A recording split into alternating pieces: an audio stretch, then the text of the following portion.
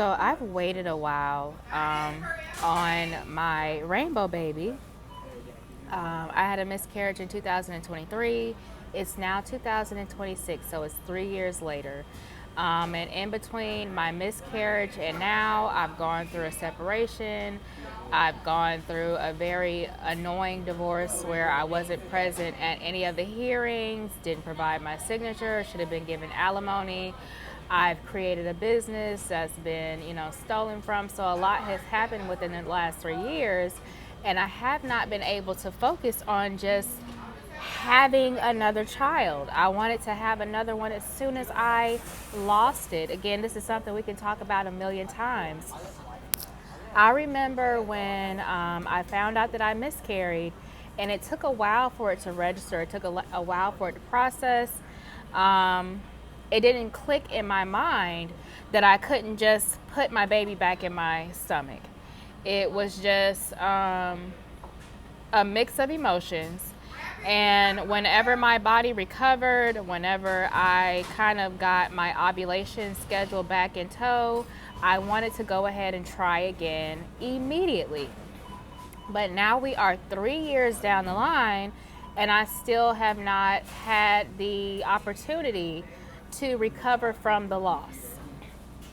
So I do want to go ahead and have one as soon as possible, and I'm not really getting any younger. Like I said, I'll be 34 and a half next month. With that being said, that means having a child before I date. And due to me waiting for so long, I would want my child with me everywhere. You already know that I go to city council meetings regularly, or church or whatever, and I planned on bringing the child to the meetings. I planned on bringing the child to the office. I planned on bringing my child to work. I was not going to let this baby out of my sight. I don't mind, enlisting help or getting a nanny, somebody that, can be with me, an assistant, to help me watch the child, but I wasn't going to let this child out of my sight.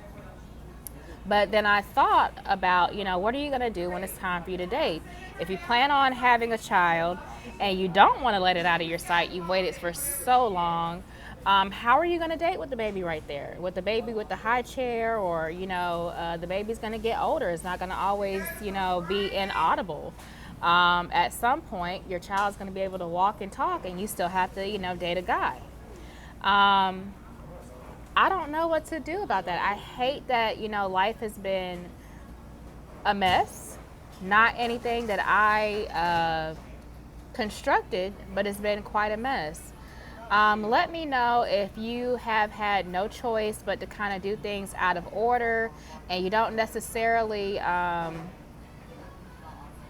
trust any and everybody, that you're dating around your child or your, child to be. And let me know if you're in miscarriage recovery and you plan on being a helicopter mom. Like, I've waited for so long. The child is coming with me everywhere. But that's just something that I thought about last night. And we're going to get into a few more topics of discussion. Like I said, whoever I do date, yes, I want him to be trustworthy, but I want him to have my friends' approval. I want him to have my family's approval. Let's get into that for part 3, and then we have something else to talk about before we start this work session.